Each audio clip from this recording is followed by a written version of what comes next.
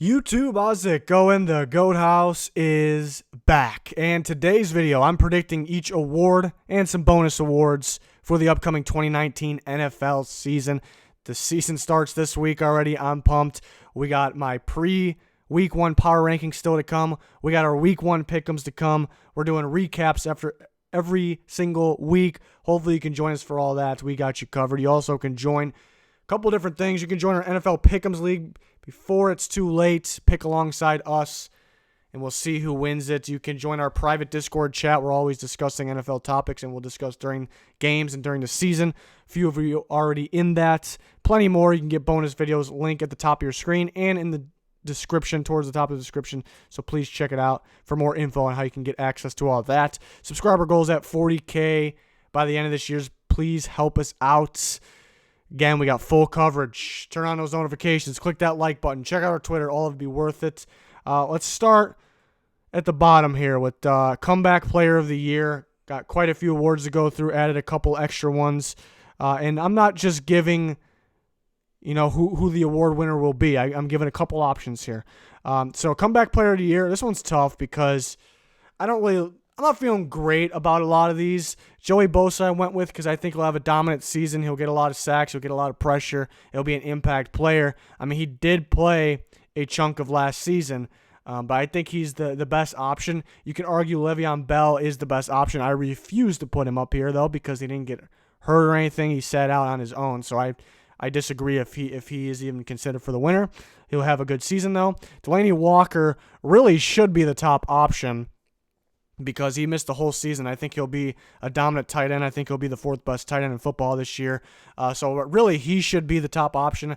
I just think Joey Bosa is more likely to get it, and he'll have a dominant season. And Dalvin Cook played a good chunk of the season last year. Like I said, not too many options for me. I think if Cook stays healthy, he could be one of the top backs in football. So that's why I considered him. But I'm giving it to Joey Bosa. DELANIE Walker should be strongly considered. Let's move on to the Coach of the Year. Feel pretty good about this one. My winner for Coach of the Year prediction will be Mike Tomlin. I think the Steelers bounce back this year. I like the way their schedule's laid out. I like their team. I think they'll have a high-powered offense. I think their pass rush will be good, and they kind of beefed up the linebacker unit with Devin Bush. So I do like that pickup. That'll make them better. So I do like Mike Tomlin. I think that they can. If you saw my predictions, spoiler, I had them winning the division. Even if they don't win the division, I still see them in the playoffs. I still see them with a good amount of wins, double-digit wins, and that will get the job done, especially with losing Le'Veon Bell and Antonio Brown, all those distractions. Mike Tomlin getting the job done will be enough for him to win it. I like Pete Carroll, too. This team always looks somewhat different. They get rid of Frank Clark, and that's really not his doing, even though he has some say, you would think.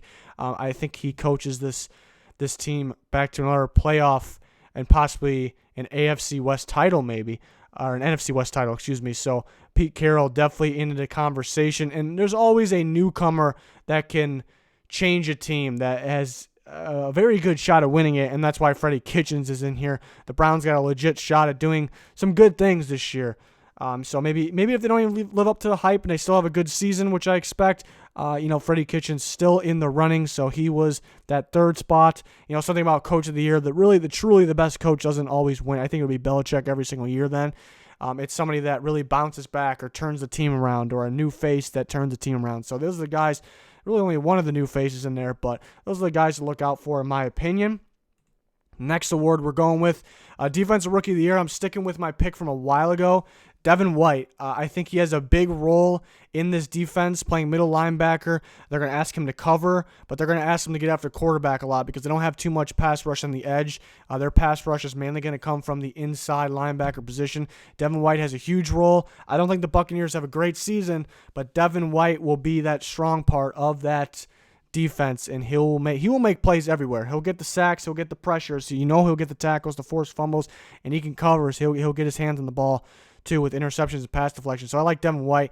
Quinnen Williams was my number 1 player in the draft, so I got him in here. I mean, he's going to stop the run at a high level. He's also going to get after the quarterback, but how much production will he get, mainly at that nose tackle spot? I would like for the Jets to move him around a little bit, try him in different spots. Hopefully they do that. And I went with somewhat of a wild card here, Jerry Tillery. I think he'll have all kinds of production this year.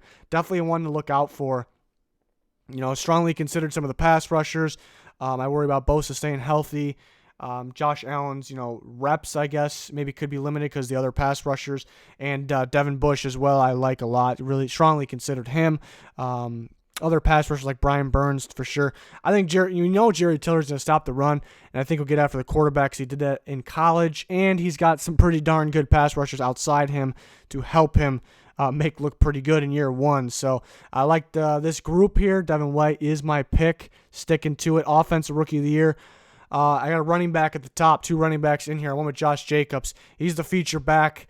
He can do more than just run. People look at him, and he's kind of, a bigger, stronger back. He's more than just that. He runs outside. He's got natural hands, pretty good routes. He'll catch the ball. They got a plan for him in Oakland. I think it could be a high-powered offense. So I think Josh Jacobs wins Rookie of the Year. Close call, though. Kyler Murray right there. Even if he'll have his struggles against good defenses and blitzes at times, he'll still rack up the yards, the points, the touchdowns, and I should say the yards through the air and on the ground. So Kyler Murray, good option. And then David Montgomery is going to be the feature back for the Bears. At one point people thought they may be a split between quite a few guys, but I think Montgomery gets the load, and I'm confident in him because he's shown he can catch the ball out of the backfield. So that is good. Good sign there. So I think he'll get the load. He'll be battling Josh Jacobs for the top running back. Some other running backs have a really good shot too. Devin Singletary strongly considered here because they don't have LaShawn McCoy anymore. I just think Frank Gore and him may split a little more than Montgomery and another running back in the Bears. People say Tariq Cohen. Tariq Cohen's really not a true running back. I mean, he's a weapon. He'll get used, but they'll use Montgomery and Cohen at the same time. Cohen averaged about 5-6 carries a game when it was all said and done last year. So he's used a lot. It's just he's not a splitting running back with Montgomery, in my opinion. So that's why Singletary wasn't there. Darrell Henderson could split with Gurley to save Gurley for possibly the playoffs and on. So Darrell Henderson could be a very good option as well. And I was really feeling the receivers, kind of cooled off on that. N'Keal Harry's actually going to miss some time. It may take a little bit for Hollywood Brown to get going, so we'll see with the receivers. On to the Defensive Player of the Year. I went with Khalil Mack. I got Khalil Mack 1, Aaron Donald 2, Myles Garrett 3. This was very tough for me at the 3 spot, but the main part is picking who you think is going to win it, and that was tough too. I could easily say Aaron Donald back-to-back, very realistic. I don't really think a decline in production, really. I just kind of went with Khalil Mack. Khalil Mack kind of coming into Chicago last second there. Didn't really get to train at all, so him doing what he did last year, given that, pretty impressive. Now he's, got to be a little more in shape, a little more familiar with the team, so I think he can even play better. He's not going to lead the league in sacks. He can. I think he'll be close. I don't think he will actually lead the league in sacks, though, but he'll get his sacks. He'll get his pressures, which sometimes pressure, since it's not really a stat, kind of goes unnoticed. He'll get his pass deflections. He'll get his hands on the ball, get a couple interceptions possibly. He'll get his forced fumbles. He's everywhere. He'll do it all. And I got him at 1 with, I think, a little better season. Hard to see. He's capable of a better season. But it's crazy to think that.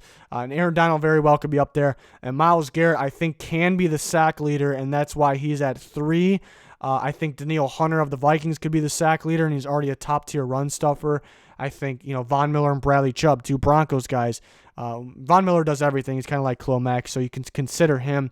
And he has a chance for the sack leader. Bradley Chubb has a chance to be the sack leader. Look at a couple of the Chargers guys. So, my pick for the sack leader, man, for me, my pick would be to not pick one of the obvious ones like Donald or Mack.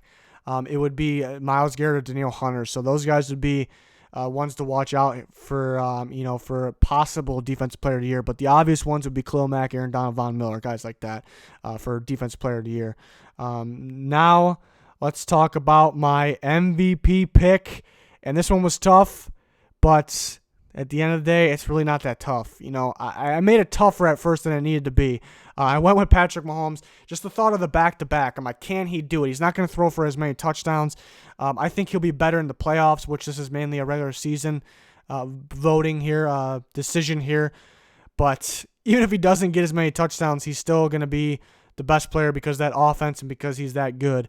I think Drew Brees and possibly his last year, because it's the last year of his contract, What a way to go out. I can definitely see it. Tom Brady, I think, plays better this year than he did last year. His regular season wasn't all that great. I think he plays better this year, especially him without Gronk. People expect less. I expect a little more, actually. So I expect him up here. Considered Russell Wilson strongly, too. I think he can have a heck of a year. He actually could run a little more this year. I kind of feeling that a little bit. So mainly quarterbacks up here. I would like for receivers to win it, but they just don't win it. And then running backs you have to consider, but it's a passing league today. So I was really considering the 4 I just named, but I had to go with the back-to-back. Even if he doesn't, and people always say he's not going to throw 50 touchdowns again. And you're right, but that doesn't mean he can't win MVP again. But it would be something if Drew Brees, this was last year, doesn't mean it's not his last year. I mean, it is his last year, but last year on his contract. So you could assume it could be, and you never know. So that'd be something for him to go out with that. So we will see. And he definitely will have a darn good regular season. And I got 2 more awards here. 2 more awards that aren't real NFL awards. I was thinking about the dark horse MVP. Guys that, I'm not predicting to win it, but who could be those dark horse guys? Really thinking, down the list here. And Sony Michel's my guy here. Sony Michel, DeAndre Hopkins, and another running back in Derrick Henry. So you may say by the names, DeAndre Hopkins isn't really a dark horse, but a receiver never won it. I don't think a receiver is going to win it. That's just how it is. But I think he'll be the top receiver, and he can actually have a career year, a record-breaking year, because Watson's getting better. The offensive line got better, I guess, in the most important spot with Laramie Tunsil. How much better did the whole unit get? That's another debate. And then getting Kenny Stills actually could have helped him because, that takes little pressure off him. There's really no pressure on him, but a little more opportunity to get open. Less eyes on him maybe because they get Kenny Stills. Will Fuller currently is healthy, and they have Kiki Kute. And then Duke Johnson's a good receiving back. So Hopkins could put up record numbers. So even though the name might not be dark horse, it really is. And then I'll explain Sony Michel last. Derrick Henry, I love the way he runs. This is a guy that makes me. It's not just because of that one ridiculous run last year. The Titans didn't use him early in the season. Stupid. Very stupid. They finally used him, and he's dominant. If they would have used him all year, he would have led the NFL in rushing yards last year. If not, he would have been second. I really think that. If they would have used him all year. So if they use him right off the go and he's 100% healthy and he's still running with the same power, people forget that he has some speed with that power. And he has vision, some quickness. If he continues to do that, he may be your rushing leader. And it's just a dominant runner that you don't see every day. So that's why he's up here, but it's a big-time dark horse. But number 1 was Sony Michel for me because the Patriots, they have it set up. I was talking about it with my couple other videos, really the offensive rankings video, my playoff predictions video. The Patriots are going to run the absolute hell out of the ball. This offensive line scheme, the way it's set up, Sony Michel in his second year, and they got extra running backs because their plan is to run just the heck out of the ball. And Sony Michel, I was raving about him a couple years into Georgia. One of my hits, I'd say, because I was a fan of him for a while. Not just, all of a sudden, as soon as the draft hits, people are all over him. But before then, love the way he runs so hard, more speed than you think. He can run outside too. Just such a hard runner. But the main reason he's here is, and it's dark horse. Nobody overreacts here. But the main reason is because the Patriots are going to run the hell out of the ball, and they are going to be the best running team in football, I think. It's going to be wild. So that is one to look out for the dark horse. And the last award, which is a Goat House special. If you guys were with us last year, you guys know this award. The Danny Provolone Man of the Year.